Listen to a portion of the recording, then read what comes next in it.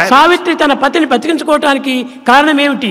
What is the reason behind the resurrection of the husband of Savitri? తన vibration divine vibration గా మార్చుకుంది.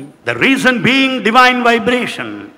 దైవాన్ని నిరంతరము స్మరిస్తూ వచ్చింది. She went on thinking of God incessantly. అట్టి దైవ చింతన చేతనే తన యొక్క వైబ్రేషన్ పూర్తి దివ్యంగా మారిపోయింది. Constant contemplation of God could bring about this experience. అప్పుడే తన మరణించినటువంటి పతిని కూడాను తిరిగి వెనుకకు తెచ్చుకుంది. That led to the resurrection of her husband.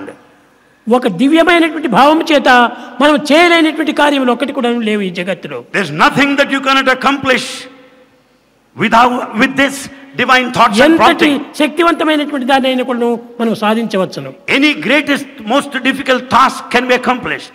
దీనికంతను పవిత్రమైన ప్రేమనే మూల కారణము. For all this, sacred love is essential. ఈ ప్రేమ మూలకంగా దివ్యమైనటువంటి శక్తిని మనలో ప్రవేశింపజేస్తుంది. Through this love, you can certainly acquire the divine power.